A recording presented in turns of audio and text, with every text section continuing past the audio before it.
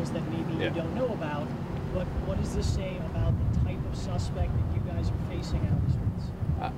I haven't heard any of that from the officers that are actually working the investigation, so therefore I can't comment as far as if he was or was not in fact wearing body armor. Like I said, the one thing that I would comment on is prayers for the family and for Nick and for the officers that work with Nick. Talk a little bit about, I mean, the last time we spoke, we were over at Officer Westerfield's home and subsequent service. Yes. Tough time for law enforcement over in Indiana. Talk about that. That's 2 officers, and how many officers or how many? We had 3 officers in a little over a week that were killed in the line of duty. We had Jake Calvin from Tipton County on the 28th of June. On the 5th of July, we lost Officer Perry Wren from Indianapolis Metropolitan Police Department. And then on July 6th, just a few hours later, we lost Jeff Westerfield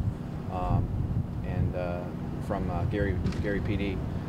So it's a rough time for the state of Indiana, for all the officers in Indiana, as well as everywhere, because we never want to lose a family member. It doesn't matter what state we're from, we're all family. We're all brothers and sisters in blue or brown or green or whatever color uniform they wear. We're all blue. We're all police officers and we're all family. So it's very difficult right now. You know, this is a felonious act, just like it was for Perry Wren and for Officer Westerfield.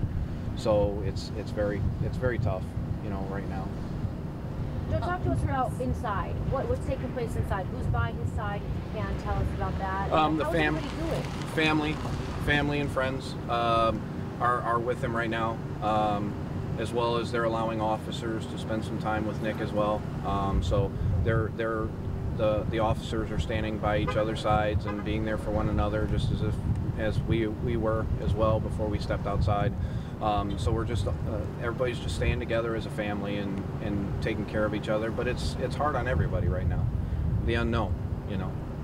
In reference to family, what relatives does Nick have here today? You know, mother, father, sister, brother, who's here?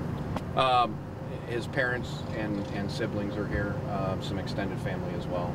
I don't want to go into detail as far as who, but his parents are here. Some extended family, siblings. Hey, can you tell us a little bit about his background? How long he's been a police officer, and he come from a family of police officers? Is he married or anything? I do not know if he came from a line of police officers. I don't believe so, but I do know that Nick was on the department for just a little over a year. He was 24 years old. Okay. Is he an Indiana resident, or did he? Yes, Indiana resident. Okay. Yes. So he was. Where was he raised? He was raised in Lake County, okay. South part of Lake County. I'm not exactly sure what town. Like I said, I don't want to give you the wrong information about something you like that. You mentioned something about partners. Did he have a partner with him at the time of the?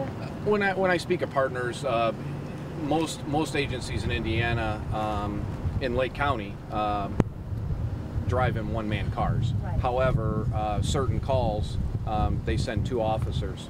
So just because I may not be riding in the same car doesn't mean that that's not my partner that I go to these calls with. So did he have repeatedly. a second car with him? There were a couple officers that were with him, yes.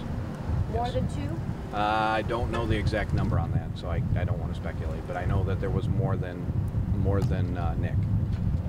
So because that goes into the investigation, and I'm not involved in that. So. Is that? Now, are you all releasing a picture of Nick? Not at this time. I don't have a photo to release. I know that the chief from Merriville, Chief Petrush, he'll be making a statement at some point with you folks. But as to what time, I don't know when he'll be doing that. Here? It just depends. Okay. You know, it depends on what's going on and how everything's going upstairs. Is he here? Is the chief here? Chief is here. Yes. Yes.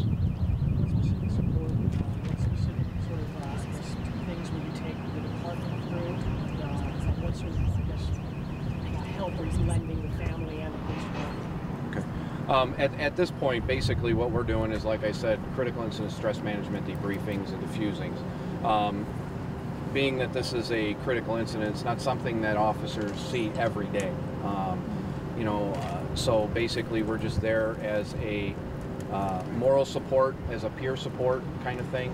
To basically put it the easiest way is that we're trained in just critical incident stress management debriefings, to where we can actually talk with the officers, give them some guidance, let them know that they're okay, what they're feeling is not out of the norm. It's okay to feel that way. It's okay to be worried and concerned and show emotion and things like that. It just depends on how each individual officer is reacting to the situation, on how we deal with it.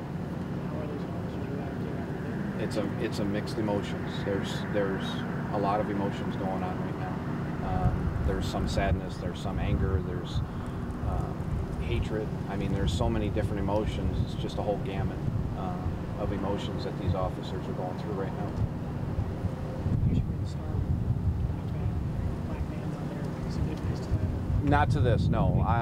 I actually was contacted by New York because of our team here in Indiana. I was contacted by an officer from Rochester, New York, who lost an officer the other day. And so I've been somewhat counseling over the phone and giving him guidance on what we do here in Indiana to help him through that, because they haven't lost an officer since like 1956.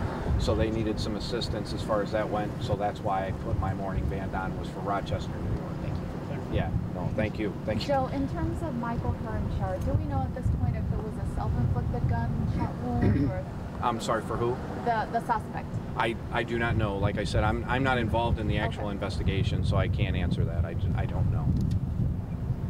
Joe, is there a number or email? I remember you gave it before that we can contact you if we have additional questions. It's J_Hamer, Hamer, 1420 @sbcglobal.net.